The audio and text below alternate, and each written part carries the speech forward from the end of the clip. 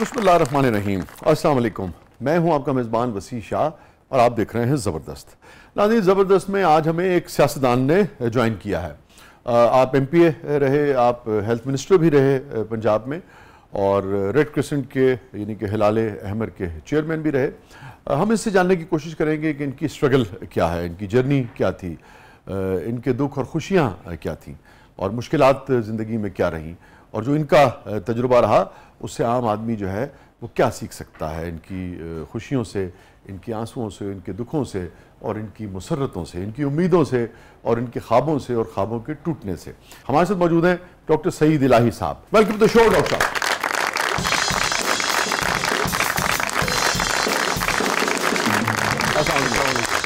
अल्हम्दुलिल्लाह, आप ठीक हैं? प्लीज। बहुत बहुत शुक्रिया डॉक्टर साहब, आपने वक्त निकाला, आप तशरीफ लाए। Thank you so much. बहुत शुक्रिया आपका। मैं कि क्या बात है, पहले गेस्ट ने जेडे मैंने लगे ने कि हबीब साहब आए ने। हबीब वो जो फिल्म एक्टर। अच्छा। हाँ जी, मतलब आए नहीं तो मैंने लगा गाना शुरू होगा, जान का डिलैया बेईमाना वे जाने वाली गल। हबीब अली मोहम्मद नहीं कह रहे, कोई मौसीकार भी थे। नहीं, हबीब साहब एक एक्टर थे हमारे पंजाबी में। हाँ, उनके ऊपर ये गाना गालिबन पिक्चराइज हुआ। आपने गाना नहीं सुना? जी सुना। अपने दौर च तुसी भी फिल्मां सारियां देखियां ने? नहीं, सारियां नहीं, थोड़ियां। तुसी भी अपने दौर च हल्के जे वाल इंज करके फिरदे हो? सारे फिरदे ने अपनी उम्र च।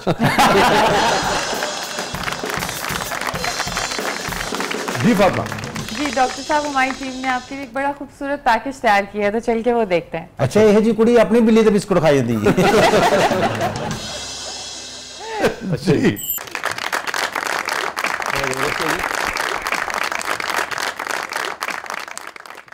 एक तस्वीर में तुहाडी वेखी, तुसी इंज कर रहे हो, मैनूं लगदा कोई शेर सुना के तुसी दाद लै रहे हो। असल में तकरीर में कई अंदाज होते हैं।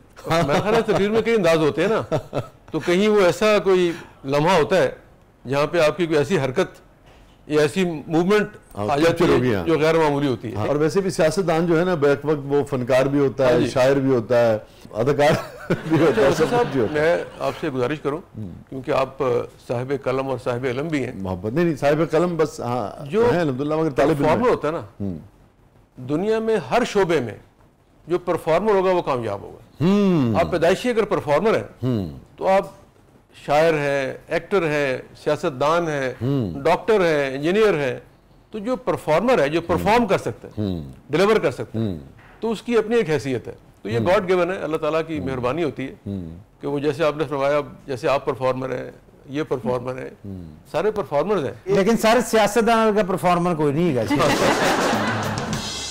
सियासतदान जो है ना, वो भी देखना होता है कि वो जिस इलाके के हैं, किस एरिया के हैं, उसके मुताबिक अपने आप ढालते हैं। वो एक्टर भी होते हैं, यही तो परफॉर्मर भी होते हैं। देखिए, आप एक जगह जाए तो आपको एक पीर साहब नजर आएंगे, लोग उनके पाँव को छू रहे होते हैं, घुटनों को छू रहे होते हैं। तो आप चले जाएं, हमारे दोस्त थे पीर पगारा साहब, हमारे उस्ताद भी थे, दोस्त भी थे, उनको मिलने जाते थे हम, तो उनकी जो पब्लिक लाइफ थी और जाती जिंदगी, उसमें जमीन आसमान का फर्क था। इस तरह और भी यानी बहुत से ऐसे लोग हैं। तो मेरा ये ख्याल है कि सियासतदान जो होते हैं, ये बिल्कुल आपने सही कहा कि वो परफॉर्मर भी होते हैं, वो एक्टर भी होते हैं, वो मौका महल की मुनासबत से अपने किरदार का, अपनी आवाज़ का, रो भी लेते हैं, हंस भी लेते हैं, तय्युन भी करते हैं। तो आपकी जो पब्लिक लाइफ है और जो पर्सनल लाइफ है, उसमें ज़मीन आसमान का फ़र्क है? नहीं, हमारे यहाँ क्योंकि जो शहर होता है ना, शहर की और दही सियासत में ज़मीन आसमान का फ़र्क है। अच्छा। कि दही इलाके में बरादरी, बंदा, कबीला, ये चीज़ें बड़ी काउंट करती हैं। मैं सरगोदे दें सर, आप सरगोदे के, आप समझते हैं कि अगर वो टिवाना है, लक है या चीमा है, तो वो अपनी बरादरी को ही सपोर्ट करते हैं मेजॉरिटी। और उन्हीं में आप ये देखें, हमारा पूरा मुल्क एक ट्राइबल मुल्क है। मैंने एक पेपर पढ़ा था, IRI है, इंटरनेशनल रिपब्लिकन इंस्टीट्यूट, अमेरिकन का है, तो वहाँ उनको मैंने कहा था, भाई सिर्फ वजीरिस्तान जो है ना वो कबायली नहीं है, हम पूरे कबायली हैं। लाहौर से 15 किलोमीटर चले जाए बॉर्डर की साइड पे, तो 4 बड़े कबीले बैठे हुए हैं, वो एक दूसरे के साथ यानी समझे कि एक ताल्लुक तो है उनका, लेकिन शादियाँ, खुशी गमी जी उसमें मुख्तलिफ है। ठीक, शादी नहीं करते, ठीक है, किसी को हकीर समझेंगे, किसी को कुछ समझेंगे, तो हम पूरी कौम ही ट्राइबल है। तो इसलिए दही इलाके का इलेक्शन मुख्तलिफ है, उसमें आपने बरादरी को भी काउंट करना है, पीर साहब को भी काउंट करना है, मौलवी को भी काउंट करना है। शहर में डिफरेंट है। अब जैसे लाहौर शहर की जो मैं आपके इल्म में बात लाना चाह रहा था कि लाहौर को लोग कहते हैं ये अर्बन सिटी है, ये नहीं है। लाहौर शहर की 30 सीटें MPA की और 14 MNA की, 5-6 हल्के ऐसे हैं ऐसे ही जो बरादरी की बुनियाद पर ही जीते हैं। मतलब मियां अजहर साहब को एक खास बरादरी ने वोट अब देना ही आपने- देना है, अब बाकी आपने भी मिलेंगे, निशानदेही कर दी, इशरा, रहमत फरमाए। जी हाँ, और भी ऐसी है। भगवानपुरा, मुगलपुरा, दीगर बरादरियां भी फिरोजपुर ऐसी हैं। रोड पे हमारी मेयो बरादरी है, इस तरफ बट और जट बरादरी है बॉर्डर साइड पे। तो जहां बरादरियां है ना शहर के अंदर, यानी इचरा शहर का मरकज है, जी जी जी, वहां पे आप नौ नाराई खड़ा कर दें, हाँ, नहीं जीत सकेगा। तो सिर्फ 4-5 ऐसे हल्के हैं जो शहरी हैं, जिसमें हमारा हल्का भी था, जहां बैठे हुए जी हाँ, इस वक्त। मॉल टाउन, गुलबर्ग, गार्डन टाउन, जहां पे लोग बरादरी से मावरा होकर उस शख्स को देखते हैं कि उम्मीदवार कौन है या पार्टी उसकी को पार्टी देखो। कौन सी। और उस वक्त क्या ट्रेंड चल रहा है। तो इसलिए दही और शहरी सियासत में बहुत फर्क है, और शहर में आदमी वो सारे करतब नहीं कर सकता जो गांव में करता है।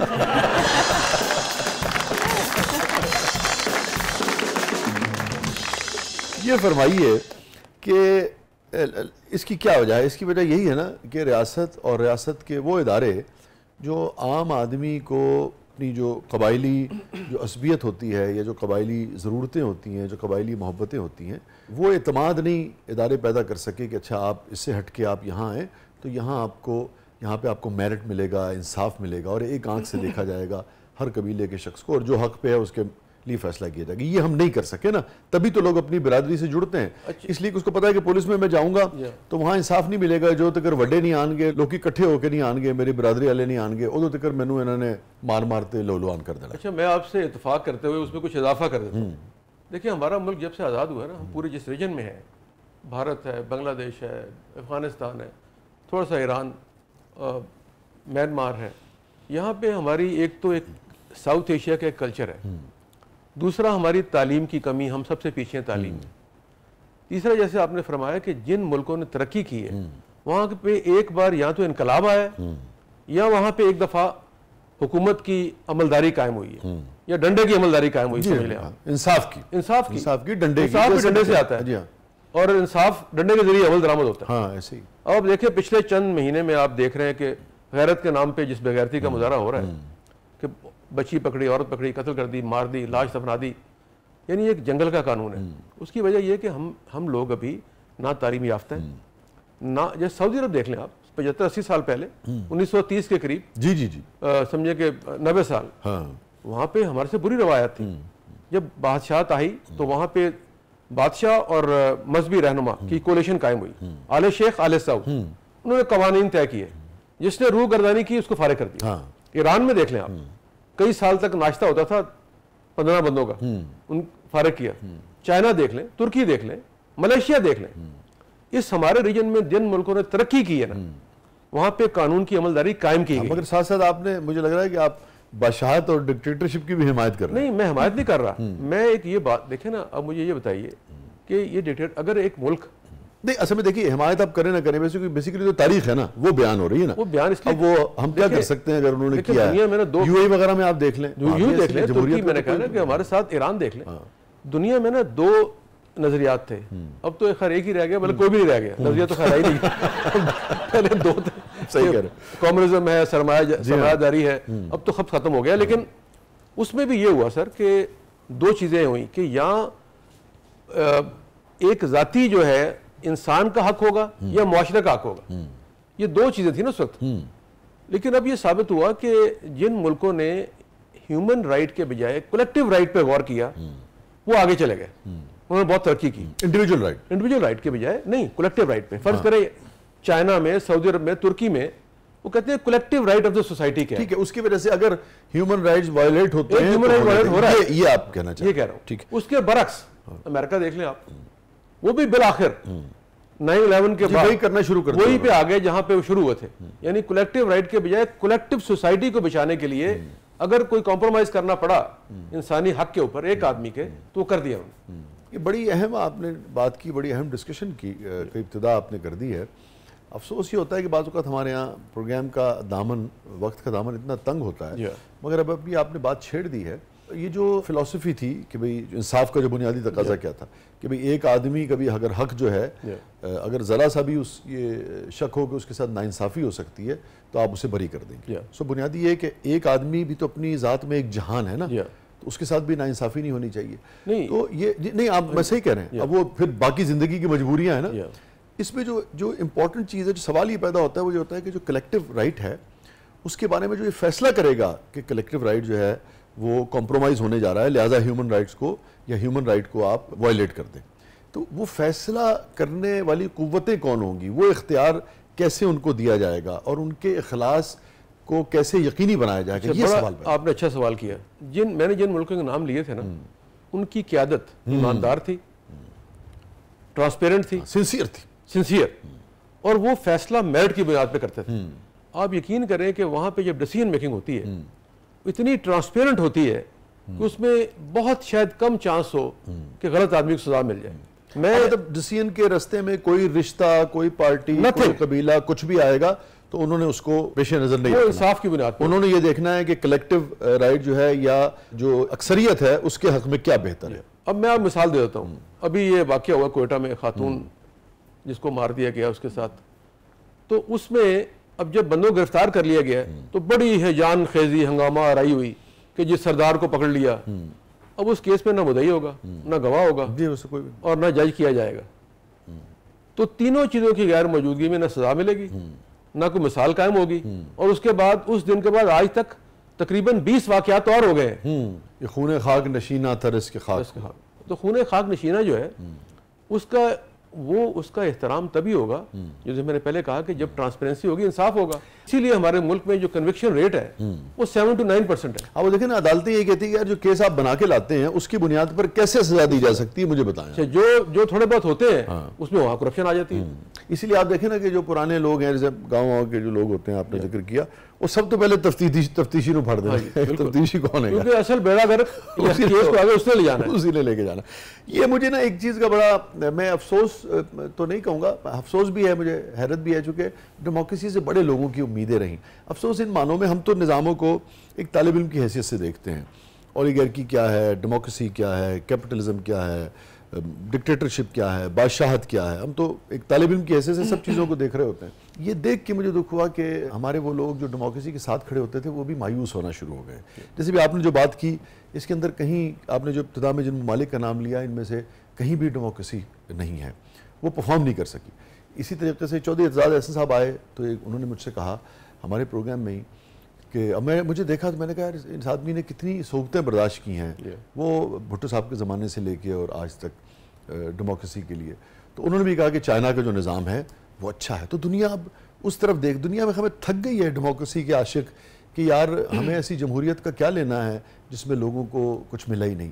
तो इसको कैसे आप देखते हैं? अच्छा, मेरा थोड़ा सा नज़रिया मुख्तलिफ है। मैं डेमोक्रेसी से मायूस नहीं हुआ, उसके हक में हूँ, क्योंकि डॉक्टर इसरार ने कहा था कि खिलाफत आनी चाहिए, लेकिन इस्लाम के करीब तरीन जो निज़ाम है वो डेमोक्रेसी है। जी ठीक है, ये उनकी शूरा का भी जो हमारा निज़ाम है उसके करीब मिलता है। अब देखना ये है कि आपका जो इलाका है, आपका रीजन है, वहाँ तालीम कितनी है, लोग किस तरह के हैं, उनकी आदतें क्या है। अगर आप कभी मौका मिले तो गोरों की लिखी हुई किताबें जो गैजेटियर्स वो पढ़ लें, जी हमारे कौमों के बारे में, जमीन के हवाले से, जमीन के, तो आपका जो निज़ाम होता है उसी के मुताबिक इसके बारे में हमारे। आप देखें अमेरिका में 4-5 साल पहले कैपिटल हिल पे हमला हुआ था, जो जी क्या किया उन्होंने, उसमें उन्होंने औरतों, वहां देखे ना अमेरिका में औरत और मर्द को जब अगर वो मुल्ज़िम है तो एक जैसा सलूक होता है, पकड़ते हैं, उल्टी हाथ पे लगाई और कोर्ट पेश कर दी।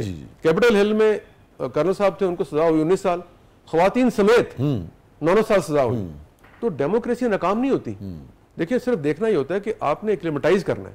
आप ये कहना चाह रहे हैं कि हमें डेमोक्रेसी को अपने मुताबिक मोल्ड करने लेना चाहिए था, कुछ कवानीन को, वोटिंग सिस्टम को, मैं जो समझ पा रहा हूँ आपकी बात, वोट के राइट्स को और दीगर चीज़ों को अपने मुताबिक ढालना चाहिए था, ये आप कहना चाह रहे हैं? बिल्कुल ये कह रहा हूँ मैं। अब उसमें फिर एक सवाल पैदा होता है कि जब वो फैसले आप करते हैं जो भी निज़ाम को मोल्ड करने के, उसके अंदर भी आप अपनी जो लॉन्जिविटी होती है वो देख रहे होते हैं। अच्छा, इसमें देखें हमसे गलती एक और हुई है कि हम, जैसे मैंने पहले कहा ना कि हमने जब डिसीजन मेकिंग के लेवल पे आए तो वहाँ पे ज़ाती मुफादात, नस्ली मुफादात, मजहबी मुफादात वो सामने आ गए।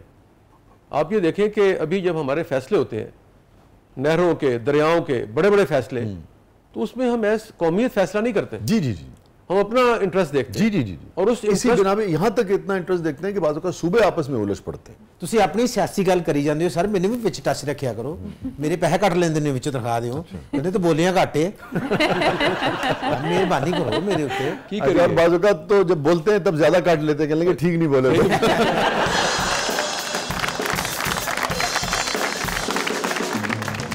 वैसे मुझे समझ नहीं आया कि इनको बिठाया क्यों है, ये बताएं आप। ਤੁਸੀਂ ਗੱਡੀ 160 ਤੋਂ ਥੱਲੇ ਲਿਆਓਗੇ ਤਾਂ ਤੁਹਾਨੂੰ ਸਮਝ ਆਏਗੀ ਮੈਂ ਵੀ ਬੈਠਾ ਹਾਂ। ठीक है, उससे बनाई सी ना मोटरसाइकिल लेन, तो ਤੁਸੀਂ ਉਹ ਚਲੋ ਨਾ ਆਪਣੀ ਲੇਨ 'ਚ। ਤੁਸੀਂ ਇਸ਼ਾਰਾ ਵੇਖੋ ਜ਼ਰਾ, ਚੈਰਿੰਗ ਕਰਾਸ ਵਾਲਾ ਜਾ ਕੇ ਇਸ਼ਾਰਾ ਵੇਖੋ, ਉੱਥੇ ਇਸ਼ਾਰਾ ਬੰਦ ਹੈ ਤੇ ਉੱਥੇ ਕਈ ਅਬਨਾਰਮਲ ਐਸੇ ਨੇ ਕਿ ਇਸ਼ਾਰਾ ਖੁੱਲਦਾ ਹੈ, ਲੱਗਦਾ ਛੁੱਟੀ ਹੋਈ ਹੈ ਉਹਨਾਂ ਨੂੰ, ਅਬਨਾਰਮਲ ਬੰਦੇ ਨੂੰ ਸ਼ਮ ਤੇ ਕੋਈ ਕੰਮ ਵੀ ਨਹੀਂ ਹੈਗਾ ਉਹਨਾਂ ਨੂੰ। ਬੰਦੇ ਤੇ ਬੰਦੇ ਜਿਹੜੀ ਖਵਾਤੀਨ ਨੇ ਉਹ ਵੀ ਸ਼ਾਦੀ ਬੜੀ ਸਪੀਡ ਨਾਲ ਮੋਟਰਸਾਈਕਲ ਚਲਾਉਂਦੇ नहीं वैसे खवातीन जड़ी ने जी, मैं देखिया कि बड़ी एहतियात, जी जी, बड़ी एहतियात और अच्छी मोटरसाइकिल चला रही है, बहुत एहतियात से। शहर में मोटरसाइकिल चलाने वाली खवातीन सबसे ज्यादा रूल्स रेगुलेशन की पाबंदी करती हैं, स्पीड की पाबंदी करती हैं और आराम से चलाती हैं। और हमारी खवातीन के लिए भी जो अपना ड्राइविंग भी करती है, खासतौर पर बाइक जिन्हें चलानी शुरू की, और बड़ी एहतियात से। काबिल फख्र है। ਅਸੀਂ WhatsApp ਮੋਟਰਸਾਈਕਲ ਨਹੀਂ ਚਲਾਉਂਦੇ। अच्छा, ਹਾਂਜੀ, ਤੁਹਾਨੂੰ ਇੰਜ ਲੱਗੇਗਾ ਮਿਸ਼ਨ ਇੰਪੋਸੀਬਲ 2 ਸ਼ੁਰੂ ਹੋ ਗਈ।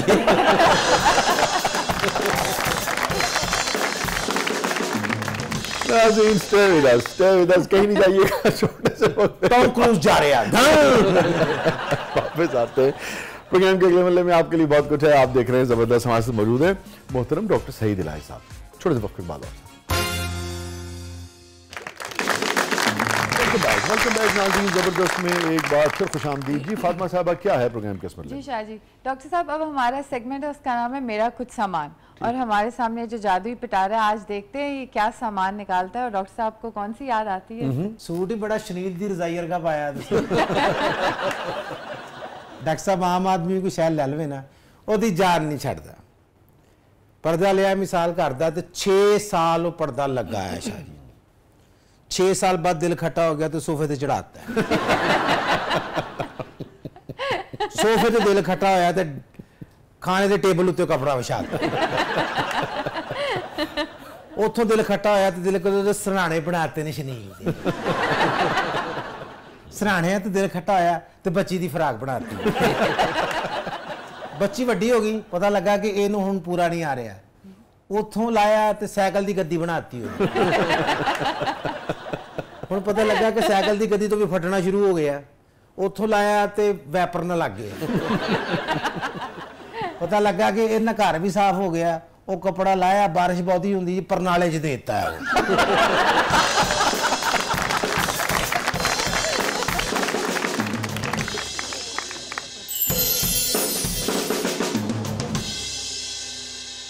जी फातिमा।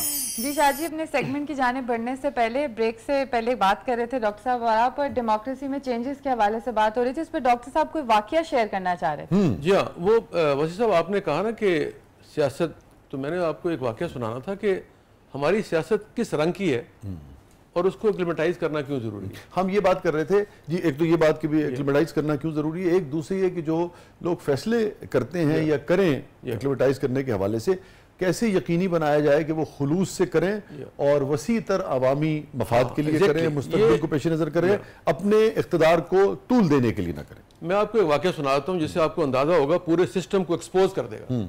जावेद हाशमी साहब हमारे बड़े सीनियर सियासतदान हैं, दोस्त भी हैं, तो 2 दफ़ा वज़ीर सेहत रहे, उससे पहले भी कई वजारतों में रहे, तो वो हर हफ्ते मुल्तान जाते थे। इस तरह यूसुफ गिलानी साहब भी, तो इन सब से हमारी मुलाकात इस्लामाबाद में होती थी और फिर 3 दिन अपने अपने इलाके में जाते थे।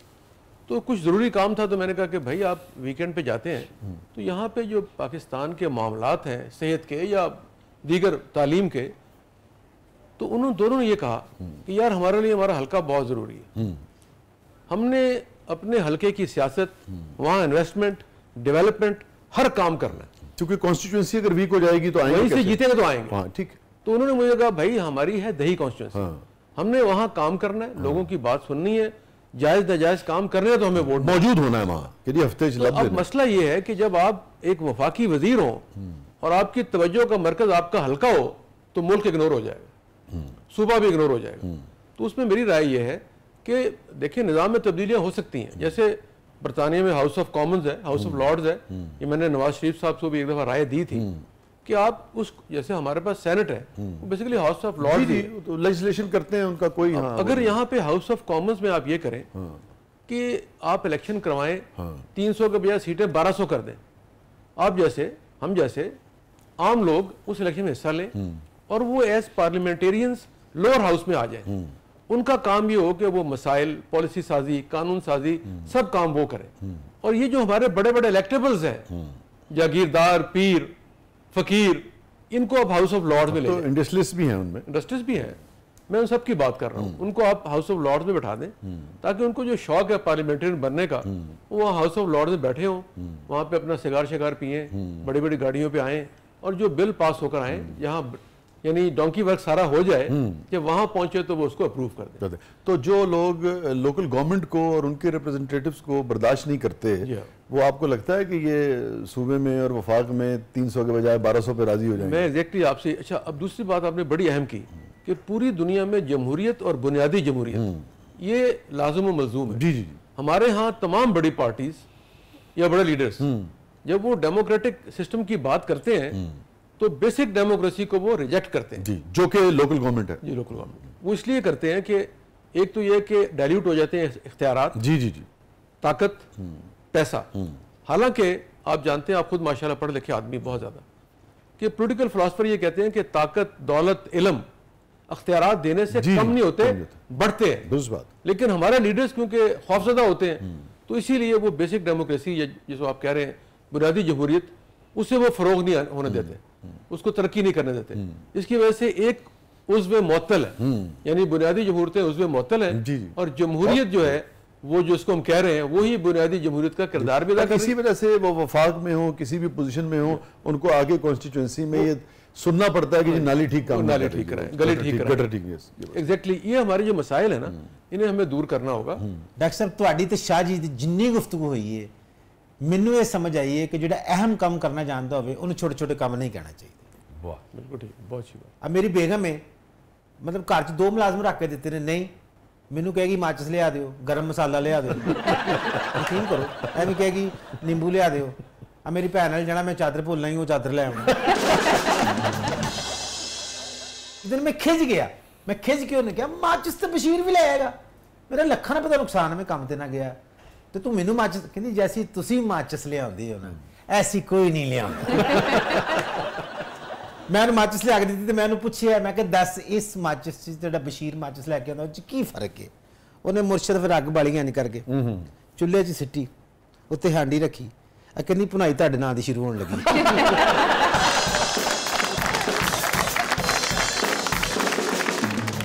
अच्छा जी, जो बात ये कर रहे थे ना, तो मुझे याद आया कि एक काफी साल पहले एक कैबिनेट मीटिंग हो रही थी। अच्छा। शहबाज शरीफ साहब उसकी सदारत कर रहे थे। मैं सुनिया वो भी बहुत सोहनी तीली लाउंदे ने।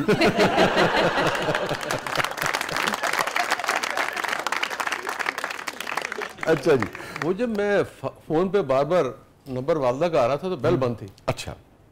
तो अब यकीनन वो, क्योंकि मैंने बताया शहबाज साहब बड़े पर्टिकुलर हैं कि लोग बैठे हो मेरी बात सुने, तो मैंने उनसे माजरत की और मैं बाहर चला गया फ़ोन सुनने के लिए कि शायद मेरी वालदा को कोई इमरजेंसी ना हो। हालांकि वो आज से 60 साल पहले की ग्रेजुएट है। तो मैं जब बाहर गया तो वो कहने लगी किधर है? मैं कहा जी दफ्तर है। अच्छा कितने बजे आओगे? मैंने कहा जी 2 घंटे में।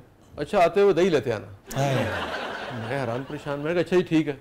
जब मैं फ़ोन कर अंदर गया तो फिर फ़ोन आने शुरू हो गए। अब मैंने कहा यार अभी दही का तो समझ आ गई है, नहीं अब उनको तो अंदाज़ा नहीं कि मैं कहाँ बैठा हूँ, क्या बात हो रही है। तो उन दिनों में ये फ्लड आए हुए थे 2010 में, मेगा फ्लड। ओह बहुत था, बड़े शदीद नुकसान हुआ था जी। तो दोबारा खैर मैं उठ के बाहर गया। उन्होंने कहा कि एक तो ये है कि 1 बजे ले आना, मैंने 1 बजे खाना है, और दूसरा साथ जो फ्लेवर्ड दही होता है वो भी ले आना। तो जैसे उन्होंने फरमाया कि अब वालदा जो है उससे आप मोहब्बत करते हैं, प्यार करते हैं, और फ़ोन देख के परेशान भी हो जाते हैं कि अगर कोई बीमार ना हो, कोई इमरजेंसी ना हो, और जो आगे से वो कहें दही ले आना, तो उससे एक एंटी क्लाइमेक्स है जिसको आप एंजॉय भी करते हैं और स्ट्रेस में भी आ जाते हैं। और माशाल्लाह घर में एक मुलाजमों की फौजी सफर मौज हो जी। वालिदैन जो वो तो बच्चों को बच्चे समझते हैं, उनका प्राइड भी होता है ना, प्राइड भी है और वो भी है। तो मियाँ साहब ने नहीं कहा कि आप इलाही साहब क्यों परेशान हो रहे हैं, मुझे भी कुछ सब्जी लेकर जाना है घर में। उनको तो कई जगह जाना था ना सब्जी लेकर।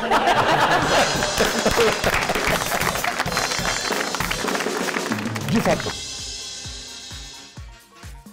अच्छा ਇਹ ਜੀ ਇਹ ਪਾਇਲਟ ਨੂੰ ਵਾਸ਼ਰੂਮ 'ਚ ਬੰਦ ਕਰ ਦਿੰਦੀ ਹੈ। ये मैं एक लूडो उठा रहा हूँ क्योंकि इससे बचपन की बहुत सी यादें वाबस्ता हैं, तो मैं आपको वाकया सुना देता हूँ।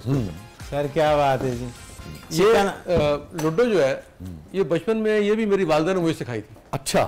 तो मेरे वालिद साहब बड़े संजीदा तबीयत के आदमी थे और उनको कोई खेलों से शगफ नहीं था, इल्म अदब से बहुत शगफ था, बहुत खूबसूरत लिखते थे, पढ़ते थे, शायरी करते थे, नसर लिखते थे। तो वो जब हमारी वालिदा ने हमें सिखाया तो हम बैठते थे, उसमें हमारे जो हमारी कजन्स थी हमसे बड़ी या जो हम उम्र थी या बड़े थे कज़न थे, तो जब बैठ जाते थे तो मेरी वालिदा हमें बैठा के और शुरू होती थी गेम, तो हर गेम वो जीत जाती थी। हम बड़े परेशान कि भाई ये वालिदा ने हमें सिखाया, हम चलते उस रही हैं और वो कोई इसमें दिमाग की बात भी नहीं है, इसको सिर्फ चलाना ही है, तो वो हमेशा जीत जाती थी। तो जब वो कोई 2-4-6 महीने गुजर गए तो हमने देखा कि हमारी वालिदा उसमें से वो कुछ होती हैं वो जो खेलने वाली क्या कहते हैं, गोटियां। हाँ जी गोटियां, हाँ। उसे वो गायब कर देती थी। उसको गायब करके साइड में रख देती थी। तो हम हैरान, वो जब उनकी जल्दी पुग जाती थी। हाँ जी, हाँ ठीक है। तो वो हमने एक दिन पकड़ लिया, तो उन्होंने कहा कि तुम वैसे इल्जाम लगा रहे हो, उन्होंने सबकी ठुकाई भी की, बच्चों की, भाइयों की, कजनों की। तो उस दिन पता लगा कि ये जो लूडो है ना, हाँ, ये असल में पूरी जिंदगी है। हाँ।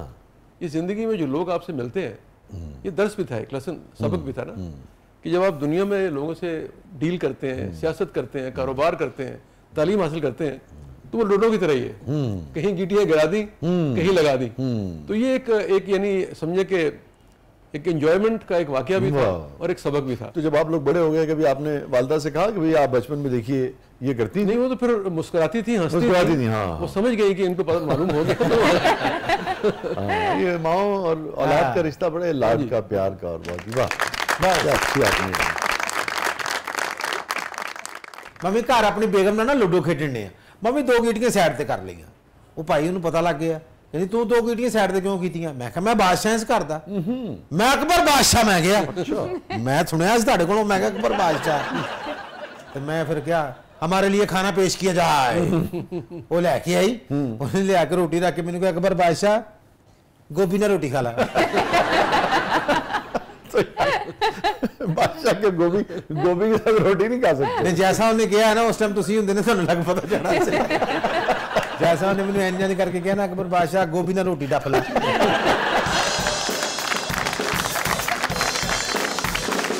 नाज़रीन कहीं नहीं जाइएगा, छोटे से वक्फे के बाद वापस आते हैं। प्रोग्राम के अगले मरले में आपके लिए बहुत कुछ है, आप देख रहे हैं ज़बरदस्त।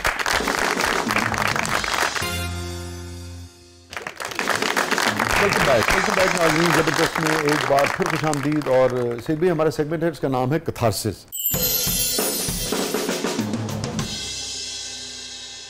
Any regret in life? देखिए, इसमें एक तो मैंने पहले गुजारिश की कि मेरे वालिद एक बड़े दयानतदार और ईमानदार सरकारी अफसर थे।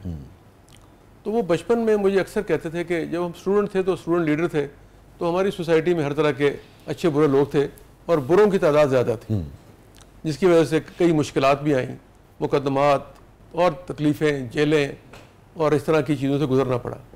तो मेरे वालिद हमेशा मुझे कहते थे कि बड़े पोलाइटली कि इंसान की कंपनी अच्छी होनी चाहिए।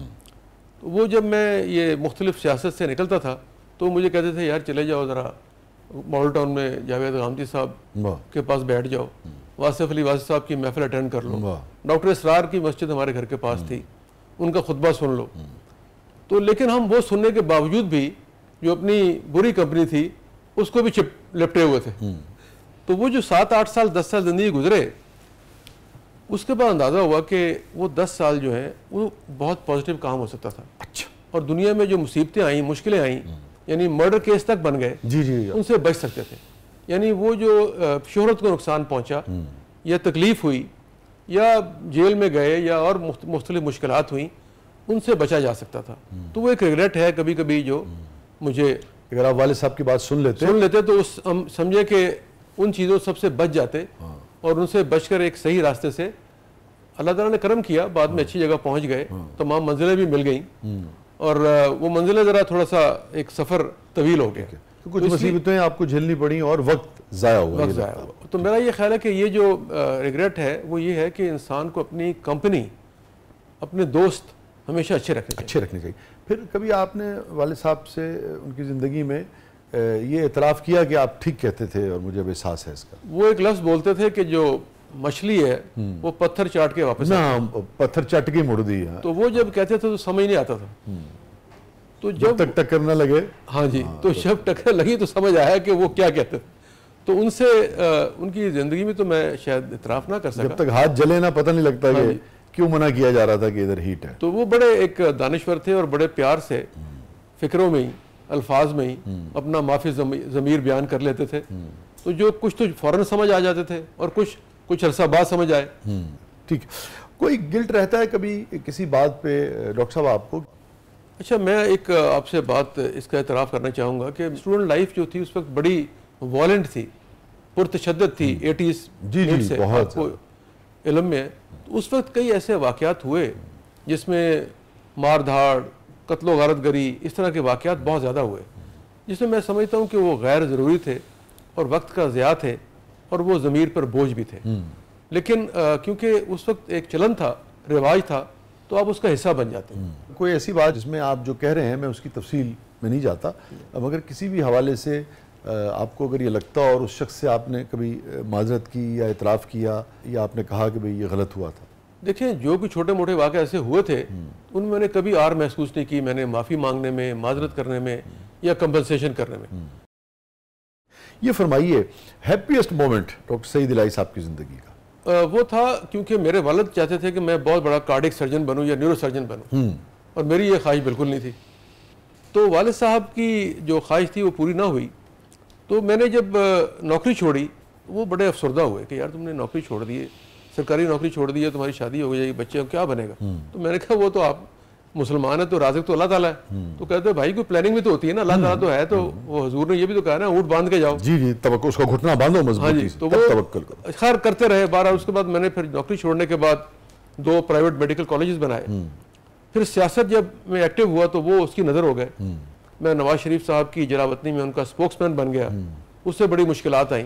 फिर मैंने एक किताब लिख दी, फिर नहीं लगा। सियासत के कोई पैरामीटर्स नहीं होते वसी शाह साहब, सियासत मैथमेटिक्स नहीं है। इसमें 2 जमा 2 4 के बजाय 400 भी हो सकता है और 2 जमा 2 4 के बजाय 0 भी हो सकता है। एक बार रंज तो हुआ होगा आपको? नहीं, इस टिकट का या पहले नहीं, इस वाले का नहीं। इस देखिए, उसमें होता ये है कि वो रंज इसलिए होता है कि आप देखते हैं या तो आपसे बेहतर आदमी को मिल गया हो, फिर तो ठीक है।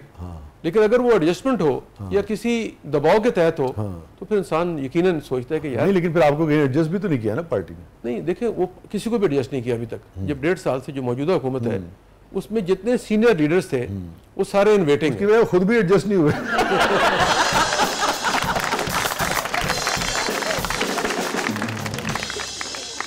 और एडजस्ट हो गए ना इस बार तो। मेरा एक और ख्याल है इसमें, नवाज शरीफ साहब भी जो वो उनका नारा था कि वोट को इज्जत दो, और अभी उसको आहिस्ता आहिस्ता आहिस्ता आहिस्ता उससे रिट्रीट कर रहे हैं। उनकी अपनी जो सोच है, हालात हैं, वाक़यात हैं, दबाव है, उसके नतीजे में शायद वो उस पर बहुत ज़्यादा अमल दरामद नहीं कर सकते। अच्छा, आपने पूछा था खुशी का मौका जी। तो वो जो 8-10 साल थे उसमें मेरे वालिद मेरे बारे में बड़े परेशान थे। मुझे नवाज शरीफ साहब ने 2002 में कहा कि आप इलेक्शन लड़ेंगे मुगलपुरा से, तो वहाँ तैयारी करते रहे लोगों से। जब मौका आया 2008 का तो वहाँ पे अटक गए कुछ लोग कि हम लड़ेंगे, और फिर यहाँ पे जहाँ मुझे लड़ाया गया, यहाँ मोनस इलाही साहब उम्मीदवार थे, तो उन्होंने मुकाबले में कोई खड़ा होने को तैयार नहीं था। बड़े बड़े अहम लोग कोई ना कोई बहाना दे के गायब हो गए। तो एक दिन पहले रात को 12 बजे मुझे बुला के उन्होंने कहा जी आप इलेक्शन लड़े। तो मैंने पूछा ये हल्का कौन सा? उसने कहा ये जहाँ आप रहते हैं, मुकाबले में कौन है? उन्होंने कहा जी मोनस साहब। मैं कहा ठीक है। सुबह गया, मैंने अप्लाई किया, निशान लिया, लेके घर पहुँच। अच्छा, उस पर बड़ा मज़ार वाक़या हुआ कि जब मुझे वो टिकट दिएगा तो मैं लेके जा रहा था तो 188 जो हमारा ऑफिस था वहाँ पे शीशे लगे हुए कमरे में। तो जब मैं निकलने लगा तो मेरे पीछे बड़े सीनियर लीडर बैठे थे जिनका मैं नाम नहीं लेना चाहता। उन्होंने इशारा किया इस तरह करके कुछ कि यार इसको टिकट दे दिया, ये हार जाएगा, ये पागल है, जो भी है। तो मैंने देख लिया, तो मैंने मुड़ के कहा कि नहीं सर, फिक्र ना करें, अल्लाह करम करेगा। अच्छा, ये तो चूंकि सियासत की बात है, मैं अमूमन लोग इस तरह की ज़ाती बात शेयर करते हैं तो नाम नहीं पूछता, मगर चूंकि सियासत है और ये मैं समझता हूँ उसमें जो कुछ भी हो रहा होता है वो आवाम की अमानत होती है, इसलिए कि फिर आप लोग आवाम के फैसले करते हैं। मैं इसलिए ज़रूर पूछना चाहूँगा कि वो लीडर कौन थे? उनमें एक ख्वाजा आसिफ साहब थे। अच्छा अच्छा अच्छा। और भी बड़े सीनियर लोग थे। तो खैर नहीं हाँ, उनको शायद याद हो ना हो क्योंकि बड़े आदमी ये भूल गए होंगे, लेकिन ये हुआ। अच्छा। खैर मैंने जब निशान लेके टिकट लेके घर पहुंचा तो मेरे वालिद और वालिदा कहने लगे भाई तुम कहाँ गए थे? मैंने कहा जी मैं टिकट लेने गया था। तो इस तरह कहाँ लड़ रहे हो? तो उन्होंने कहा, मैंने कहा जी मॉडल टाउन से लड़ रहा हूँ। तो किसके मुकाबले में? मैंने कहा इस तरह मोने से लाइए। तो दोनों ने बैक जुबान कहा कि तुम जीत जाओगे। अच्छा।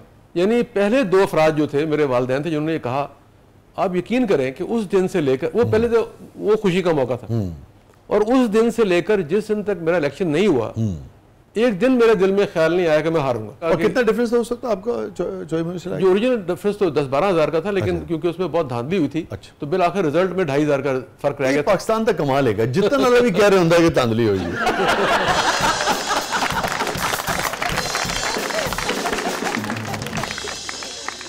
बहरहाल धांधली होती भी है, खामियां मौजूद है, सुकम मौजूद है। तो वो एक खुशी का मौका इसलिए था कि जब मैं घर पहुंचा तो मेरे वालिद साहब बड़े खुश थे, वालिदा भी खुश थी।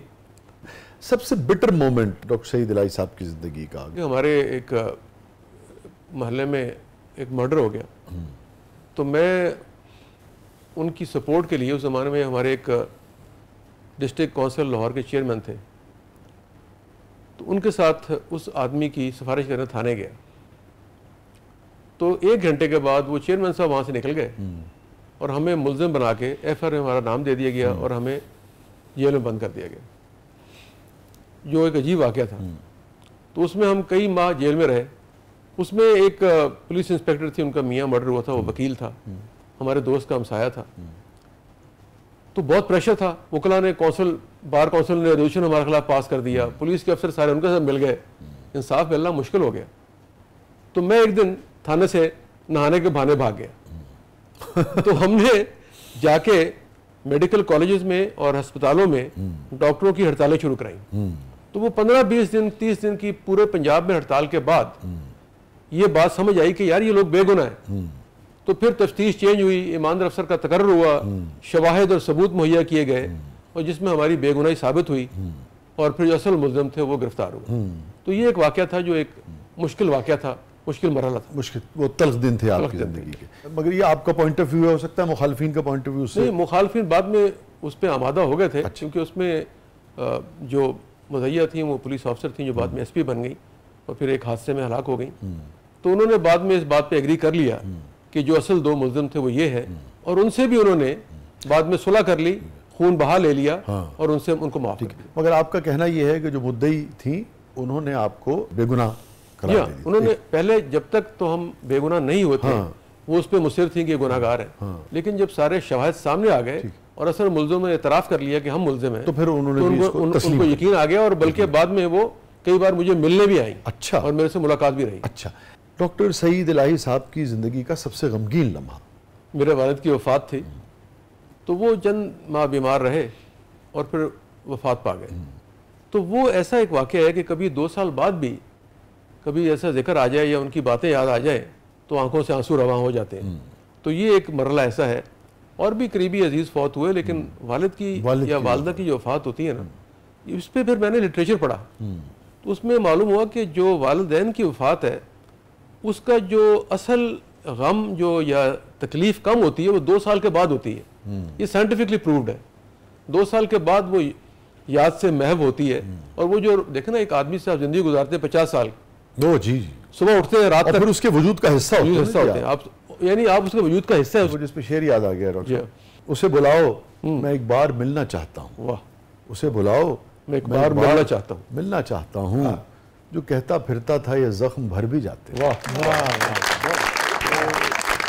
साइंस कहती होगी 2 साल में भर जाते हैं, मगर नहीं, कम हो जाते हैं। कम हो जाते, सारी उम्र नहीं है। देखिए वो आपके जिस्म पे कोई कट लग जाए ना, जी, उसका स्कार सारी उम्र रहता है। आपके वालिद साहब इंतकाल के बाद सबसे ज्यादा किस मौके पे आपको याद आए? वो ये हुआ कि मैं टर्की गया तो वहाँ मेरे बच्चे भी आ गए। तो शाम को घूम फिर के जब होटल पहुंचे तो मेरी बेटी ने एक तस्वीर निकाली मेरे वाले साहब। तो वो मेरे वाले साहब बड़े खुश लिबास आदमी थे। 34 ईयर्स सर्विस में किसी दिन भी सूट के बगैर दफ्तर नहीं गए। वाह। समर हो या विंटर हो, समर विंटर सूट पहनते थे। वो तस्वीर निकाली तो कुछ बातें हुई। तो उसके बाद बेतहाशा, यानी मैं इतना जज्बाती हुआ कि कई मिनट तक रोता रहा। तो मेरे बच्चे और बेगम परेशान हो गए, क्या हुआ है। अब मुझे खुद समझ नहीं आया कि इस वाक़े के यानी समझे कि 2-3-4 साल गुजर गए थे, तो उसके बाद भी एकदम जो सैलाब आया यादों का, बंद कैसे टूट गया। हाँ, वो बंद टूट गया। तो ये इंसान की ज़िंदगी में होता है कि जिनसे आप वाबस्ता होते हैं, जिनसे मोहब्बत होती है, जिनसे ज़िंदगी गुजारी होती है, उनकी यादों का सैलाब जब आता है तो आप बह जाते हैं। और कब आए आप नहीं जानते, ये आपके बस में नहीं है। आपके बस में नहीं। इस ज़िंदगी का एक नेगेटिव रूप जो लाज़मी बात है, एक मैदान अमल है ना, जन्नत तो है नहीं, एक नेगेटिव रूप जो आपके तजुर्बे और मुशाहिदे में आया हो, और ज़िंदगी का एक चेहरे का वो हिस्सा जिसमें पॉजिटिविटी हो जो आपके तजुर्बे और मुशाहिदे में। अच्छा, ये दोनों चीज़ें एक ही वाक़े से मुंसलिक है। जैसे मैंने पहले कहा कि वो मेरे पे केस बन गया, तो मेरे बड़े करीबी दोस्त जो थे वो डीएसपी थे। तो मैं, क्योंकि मैंने बताया जेल से निकल गया था, फरार हो गया था, तो 15 दिन बाद जब हड़ताल करके वापस आए तो मैं उनके पास चला गया। तो जाकर उन्होंने मुझे गले मिले, चाय पिलाई, और फिर कहने लगे कि आप तो निकल गए थे तो हमारी तो बड़ा मुश्किल हो गई थी, बंदे सस्पेंड हो गए थे, फलां फलां। तो मैंने कहा ठीक है, मैं आ गया हूँ, हालात ठीक है, मुझे अब जेल भेजें, थाने में बंद करें और तफ्तीश करें। तो उन्होंने इशारा किया, इंस्पेक्टर को बुलाया कि इसको ले जाओ, तो भाई इनको ले जाओ गुलबर्ग थाने में बंद कर दो।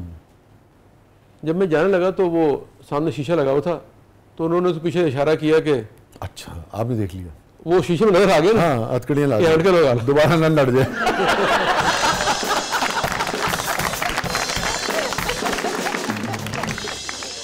तो मैंने उनसे मुड़ के कहा नहीं जरूरत नहीं है, मैं मुझे आराम से ले जाए, कोई मसला नहीं है। और दूसरा मैंने कहा अगर दोबारा जाती हूँ मैं फिर भाग जाऊंगा। नहीं, मुझे गले मिले।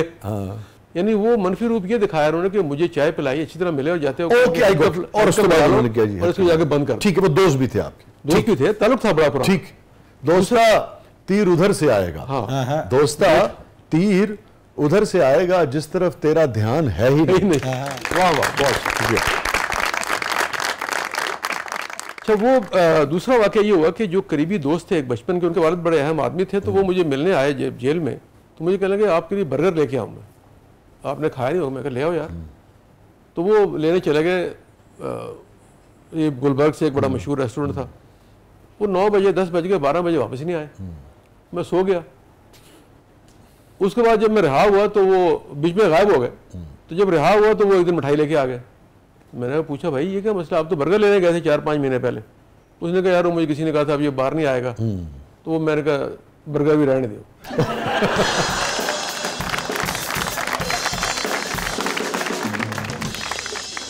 दूसरा उसका पॉजिटिव पहलू ये था कि हमसे एक जूनियर लड़का था, जमशेद वाइन, जिमी कहते थे उसको।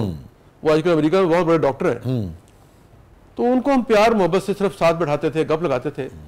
जब वो मौका आया जलसे जुलूस का, डॉक्टर्स को इकट्ठे करने का, लड़कियों लड़कों डॉक्टरों को थानों कचहरियों डीआईजी आईजी को मुतहरक करने का, तो वो जिसको हम बिल्कुल नाकारा समझ रहे थे कि वो इनएक्टिव है, सियासत का कोई ताल्लुक नहीं है और जूनियर लड़का है, उसने वो काम दिखा दिया। यानी 4 महीने बाद जो फर्क महसूस हुआ कि जो बचपन का दोस्त था वो भाग गया, जमशेद भाई काम आ गया। तो इसका मतलब है कि जिंदगी में हर तरह के लोग जो हैं, जिनसे उम्मीद नहीं होती वहां से आपको खैर मिलती है, और जिनसे उम्मीद होती है बाद वक़्त वहां से बेवफाई और दुख मिलता है। ये आपका जिंदगी का आपने पूछा ना मस्बत और मनफी, तो मैंने आपको ये आपका मुशाहिदा रहा। ये इस पे वैसे हमने बात नहीं की, वो फरार कैसे हुए थे? वो हुआ ये था कि जो थाना था वो बना नहीं हुआ था, वो कच्चे कमरे थे, ऊपर वो घास फूस की छतें थी। अच्छा। तो जितने दोस्त साथ थे उनको वो हैंडकफ वगैरह लगा के तो बंद कर देते थे। तो उसमें कई शरीफ लोग भी थे, यानी जिनका कोई ताल्लुक नहीं था। यानी जिस लड़के के ऊपर इल्जाम था उसके बहनों को पकड़ लिया, जो जनरल मैनेजर था मिल्स का, इस तरह और लोग भी थे। तो वहाँ 4-5 दिन बाद अंदाजा हुआ कि बरसात का मौसम है, तो यहाँ पे बड़े हालात खराब है, हबस भी बहुत था वहाँ पे, और वो हैंडकफ वगैरह लगी होती थी। तो खाने में वो देते थे तो उसके बाद सबके पेट खराब हो जाते थे। वो अखबारें, रोज अखबार आती थी उस जमाने में, अखबारों में रोजाना बकवास लिखी हुई है हमारे, यानी हमारा तो मौकफ था ही कोई नहीं, हम तो मुल्ज़िम थे। तो मैंने फैसला किया कि यार ये मौकफ ठीक करना है, यहाँ निकलना है। तो उसकी तैयारी मैंने ये की कि मैं कई दिन तक ना खाता नहीं था, चाय पी, बिस्किट खाया, खत्म। तो पूरी प्लानिंग की आपने? पूरी प्लानिंग की। वो मुझे नहलाने के लिए ले जाते थे सामने मस्जिद में, 3-4 दिन बाद के चलो जी मस्जिद में यहाँ बाथरूम नहीं है, तो मस्जिद के बाथरूम में नहला ले। तो वो सबके लिए यही रूटीन थी। बाकी और जब आपको लेके जाते थे हथकड़ी लगी होती है, खोल देते थे, ठीक है, अंदर भेज देते, बाहर वो सिगरेट लगा लेते होंगे। जब मैंने डिसीजन कर लिया तो मैं बिल्कुल मेंटली अपने खाने में भी कंट्रोल किया और फिजिकली भी अपने आप को मोबाइल रखता था, टांगे बाजू हिलाता रहता था ताकि मेंटली फिट रहूं, भागने के लिए तैयार।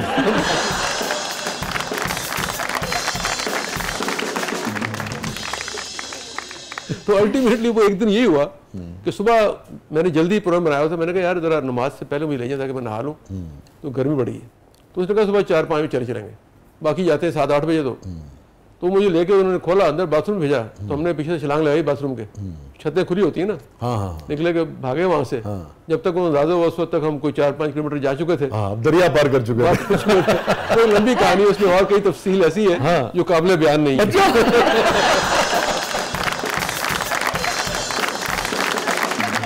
बहुत शुक्रिया डॉक्टर साहब, आप तशरीफ लाए और बड़े दिल से आपने बातें की। थैंक यू सो मच, बहुत अच्छा लगा। थैंक यू सर, बहुत मेहरबानी। Thank you so much. नाज़रीन, ये था आज का ज़बरदस्त। अपने फीडबैक से हमें आगाह कीजिएगा।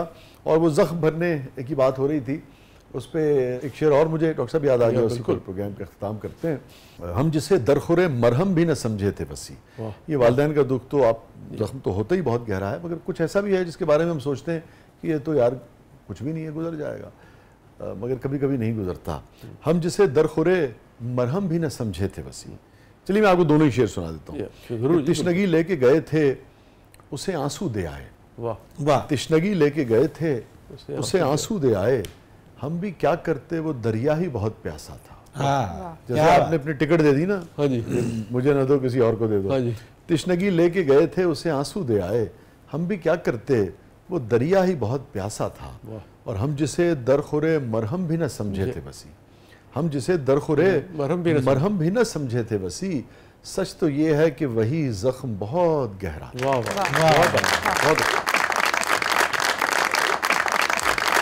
बहुत शुक्रिया। अपने फीडबैक से हमें आगाह कीजिएगा। इजाजत दीजिए, अल्लाह हाफ़िज़।